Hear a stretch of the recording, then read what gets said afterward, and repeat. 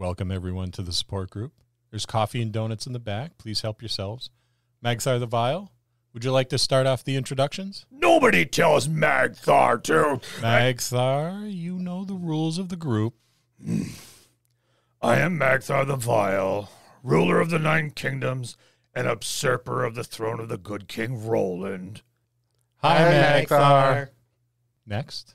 I am the Dark Lord Rachel. I am a Dark Lord. I'm really upset that my parents gave me a girl's name, but more importantly, my big introduction at the last week's D&D table, it was, well, weak. You got to give your villain a proper introduction. Here's how. It's Scum and Villainy, introducing your villain this week on the Dungeon Master's Dojo.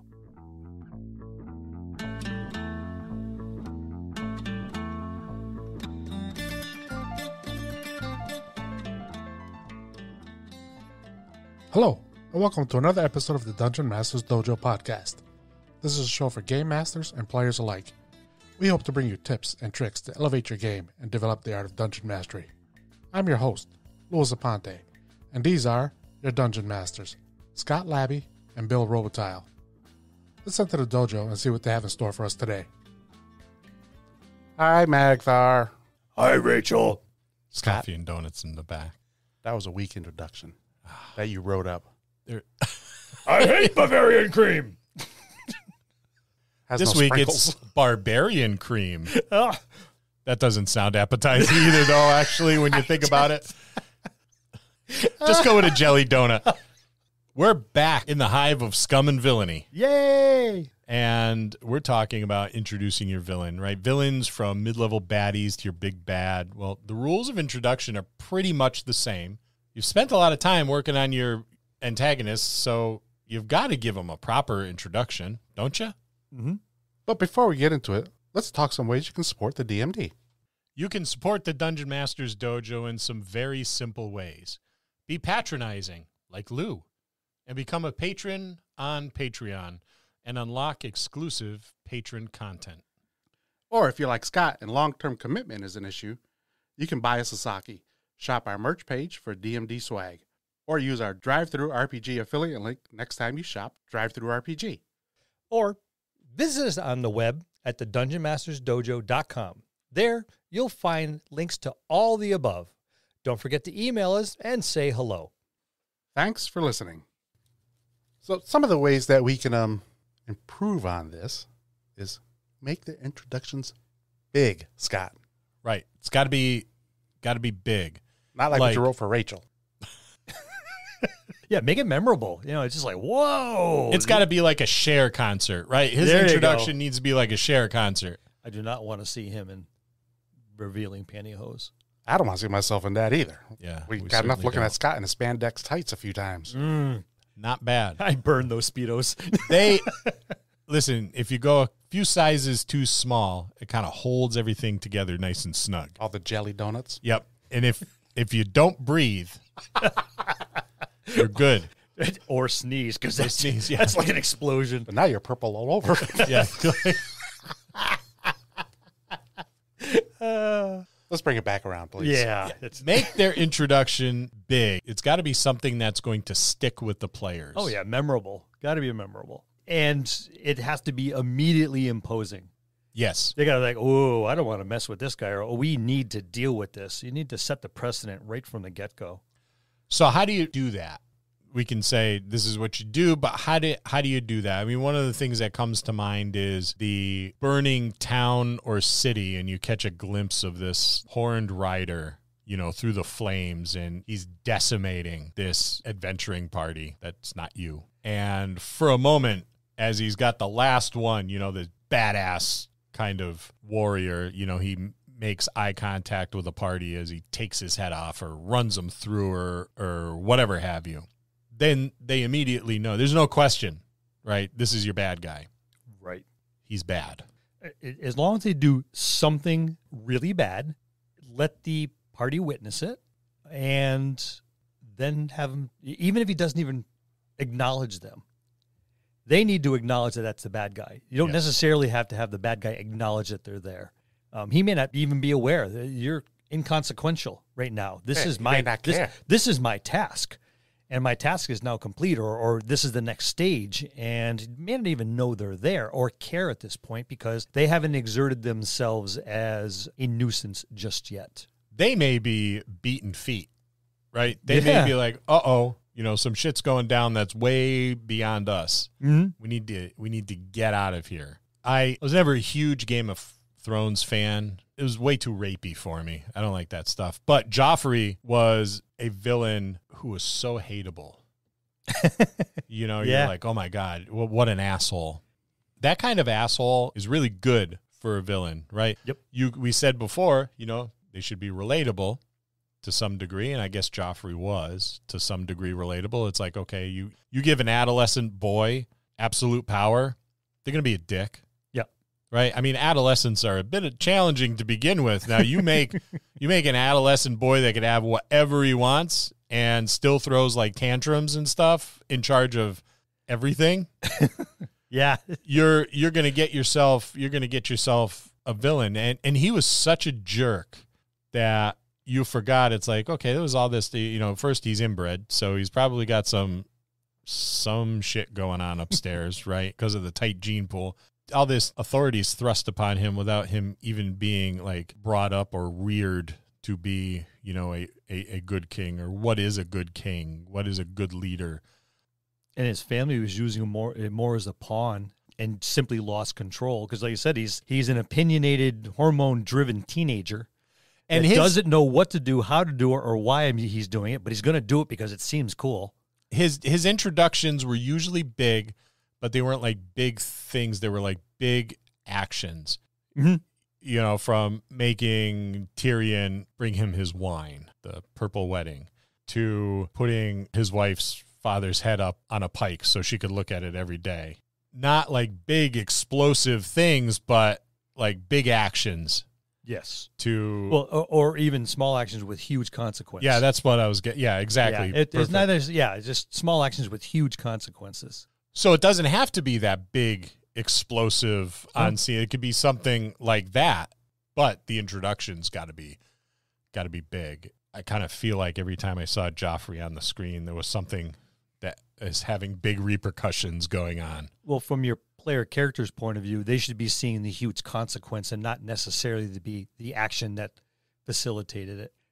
They might see that the whole town in a disarray and the city watch stopping everybody. All you see is women on the street. Where are all the men? We don't know yet. We haven't found out, but they're looking at your party. Everyone's looking at your party puzzled because we're going to assume there's a presence of the male in your group.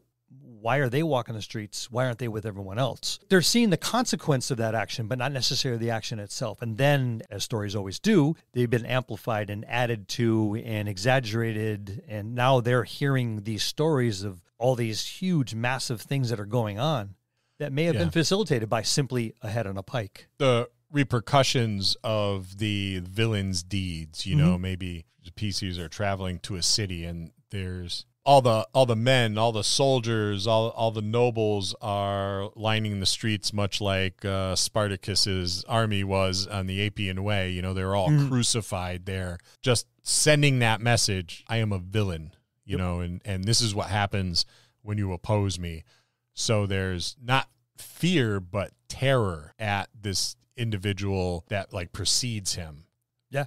Or terror in his wake. Yep. Or her way. It's all the men, and this is proof positive. This is a matriarchal society.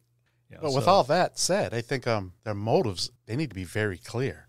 They do. Yeah, your villain's motivation should be like their morality. Yep. Should be crystal clear to the players or the PCs more specific. There's got to be some organization. Why is the baddie being bad? Well, it might be something as simple as an edict that's on the public poll, the public boards. This has happened because of this, and we're letting you know why, so don't do it again. It's literally spelled out. Yep. On papers that are posted everywhere. So you can go that route. Or they hear it from the bards, and all the bards are singing the same or telling the same tale about this is what happened, this is why it happened, and make sure, it's cautionary tales. So there's a couple different ways, or more than a couple. There's a bunch of ways you can throw it out there, but those are two fast and easy. Yeah, is it revenge? I reveal that like in a backstory where maybe the PCs encounter someone who knew the villain, was a former mentor. Mm-hmm.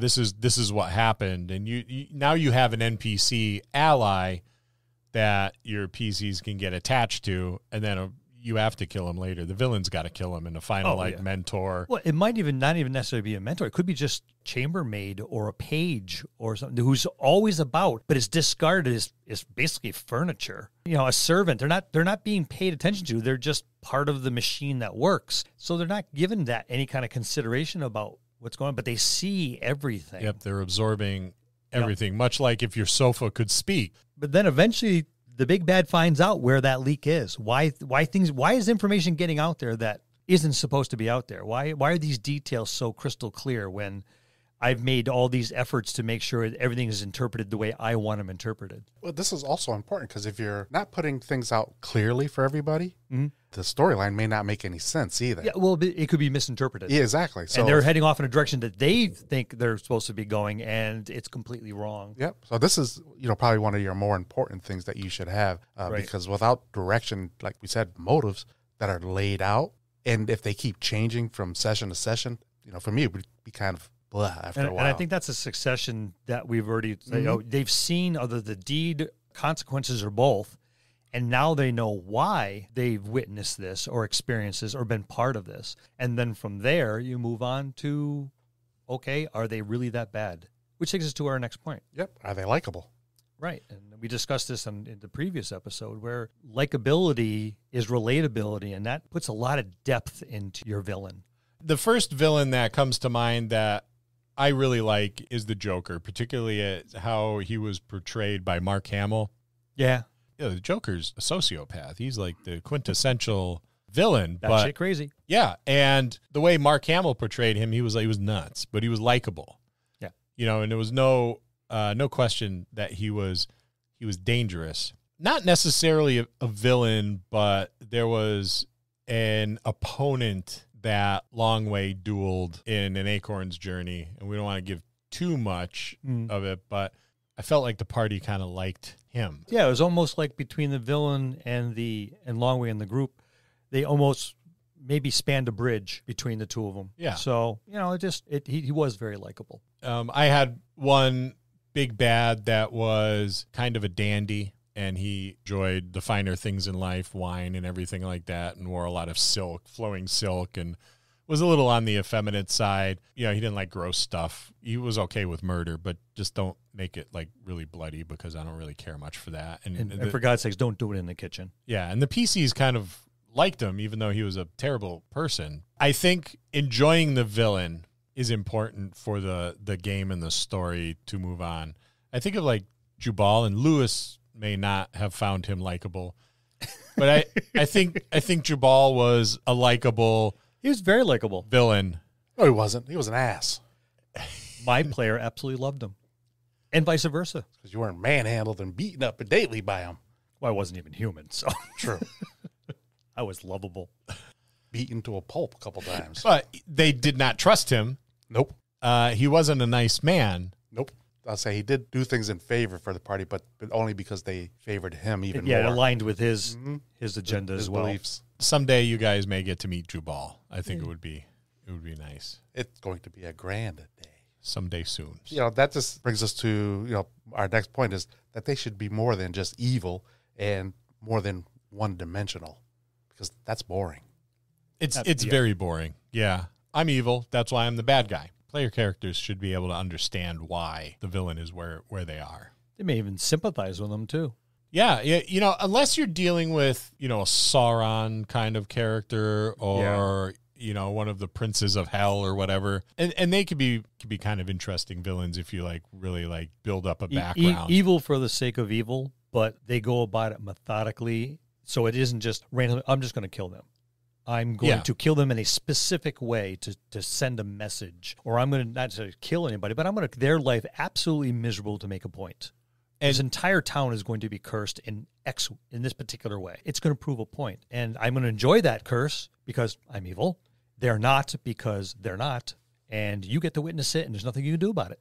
Strahd, comes to mind when I think of this. The old background, Yep. where he is more than just a one-dimension. He is irredeemably evil, and he should always stay that way because that's what vampires are. I like when I have vampires in my game, they don't sparkle in the daylight. They don't have high cheekbones, and they're not pretty. But Strahd, even though he is irredeemably evil, he's got a compelling backstory. He's a multi-dimensional being. This is how he ended up the way he did, and it's almost like a tragic story where, it brings it around. You could sympathize with him and put yourself in his shoes and be like, I'd probably behave in that same fashion. Let's take a moment to talk about our sponsor. You're a new DM who wants to jump behind the screen. Maybe you've been volunteered by your gaming group, but aren't quite ready. You've been watching people play games online or on podcasts, and you're thinking to yourself, where do they come up with all that descriptive narrative? There's no way I can do that. Well, don't worry. We've got a solution for you. What if I were to tell you that I can put a team of professional writers alongside you at your desk while you're prepping your game? Sounds pretty good, huh? With Describe, we can do just that. These narratives vividly describe monsters, places, spells, people, you name it. It's there, and there are more than 6,000 of these easy-to-search up, copy, and pastable, beautifully written narratives right at your fingertips. Confidently read these narratives aloud in your campaign and impress noob and veteran gamer alike. And the best thing about it is, the library of narratives is constantly growing, and it's affordable. Describe has graciously provided us with a discount for our listeners. Head on over to describe.com/DMD. That's DSCRYB.com/DMD. Use the code DMD at checkout to try Describe for 2 weeks for free. Links will be in the show notes. And now, back to the show. Well, it Given the circumstances. It might be interesting as part of your campaign is to start slowly peeling back the levels. Yeah. And the happenstances that have gone through his background. It's a great way to reveal the background too. This is where he is now, but what happened earlier, and then what happened before that, and what happened before that, and especially a lot of your villains have been around for a while. Yep. Some of them have cropped up pretty quick, but some of them have been around for a long while. They've been a villain forever. You don't inspire terror and maintain terror over a large region overnight. Even Vlad the Impaler, I mean, it took several years of a war to build that up. And that was relatively quick. As they discover more and more, you're peeling back, and it becomes more and more relatable, where he's less of a monster, an evil monster, and more of a person or a persona that becomes even more and more relatable. Now the moral quandary gets deeper and deeper for the characters and hopefully the players as well. Peeling back the layers of the onion.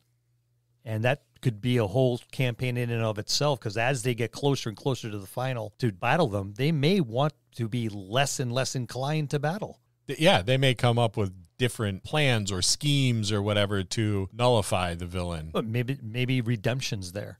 And maybe redemption's there instead that wasn't obvious to the villain.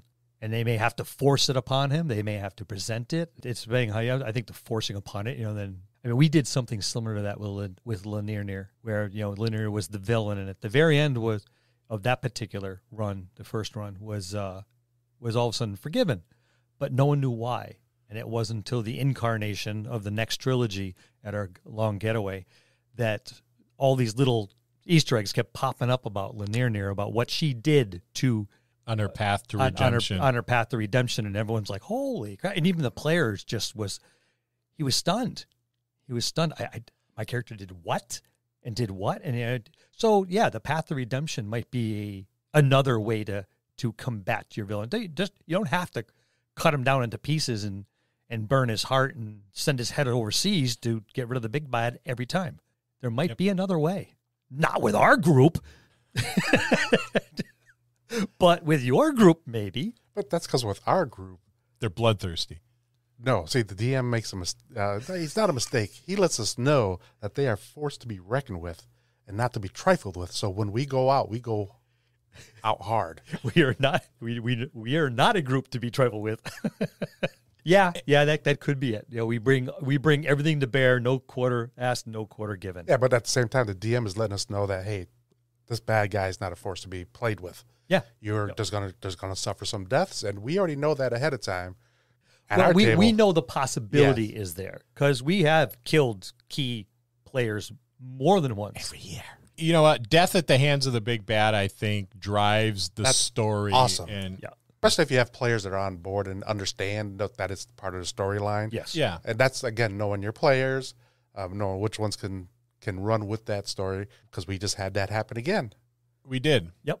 It's impactful. But when you look at it, it's like, what do heroes do? They do heroic things, Yep. even if they're anti-heroes. Even if they know it's going to cost them their lives. Right. That's what makes a hero a even hero. their death is heroic. Yes. Yeah, it's got to be. And Yep. because we witnessed that a few times as well. And we've got episodes on that, right? Yes, we do. Don't off your players on the shitter. You know, give them a big send off. Watch. That is a shitty way to go. Not watch. Listen. Listen to those episodes. Yes, watch our episodes. Yeah. Sit there and be bored out of your mind because nothing's happening on the screen. Yeah, I forget we're podcast and not a YouTube channel, which is great because I have a face for radio, so it's better this way. It is, trust me. Thanks, Lou. And you guys email us and say, be nice to Lou. And this is see, he's going to cut this part out. Everybody's going to be like, poor Lou. Oh, poor Lou. Everybody's being mean to Lou. Poor Lou. And I will edit this out. Yes, too. I know you will. I know you. You're horrible. They got to be a badass in some way, shape, or form. You got to let the players know that they're not playing. Don't sleep on this bad guy. No, well, and it's at every stage. You've seen him either do the horrible thing or the consequences thereof. Every time this villain comes to the forefront, there should be another reinforcement of just how dangerous a meeting or a scenario with this individual will be. This is how I look at it when we come up to face our villains. I always treat it as we're fighting a 20th level dragon, because that's how deadly it is. And that's how deadly the game should be. So that's where my mindset is at, because that's what you guys put on the table. So I'm like, oh, shit, I got to bring my A game. It's a dangerous lifestyle that Yep. player characters lead. So death should be something that is constantly a couple paces behind them, just waiting to catch up. And we're always, at least I am, I know I'm always, okay, is this the day I'm going to die? And I've luckily pulled through a couple times. I think every time, oddly enough, the most reckless person at the table, he never dies. Ever. The most cautious, tactical people at the table, fucking dead. The villains, like, do you remember Korik? You guys are probably thinking, well, Korik is a reckless player, and he's not. He plays his characters to a T. Yep. Like, he is his big thing. It keeps me on my toes because it's all about immersion. So I can't break immersion, because once he's in, he's in. There was this time they were on the island. The island was phasing out of existence in that plane, and Korik's character, Iskander, was being followed by Beholderkin, and he was slinking about on his hands and knees, or she was slinking about on her hands and knees, while the Beholderkin was kind of taunting her, playing cat and mouse. Both Korik and Iskander were well aware of the inherent danger in that encounter. And it blew up to be... Literally. And it literally blew up to be an epic encounter, because here comes Higurdine with this plan to use an explosive on the thing, and he jumps at it and lands this flaming explosive in its mouth and holds its mouth, for lack of a better term, because of all this giant beach ball with wiggly eye stalk things, and Iskander's almost out. You know, she's been wounded. Graven's trying to put together get this machine running so that they can escape at a high rate of speed. And just then, Cal, their barbarian, after like holding off these terracotta warriors, comes bursting onto the scene. Great axe at the ready to help his buddy Higurdine in the battle, and the thing blows up, sending Higurdine across this like ruined temple, seemingly dead. Blows Cal right back out the entrance he came in.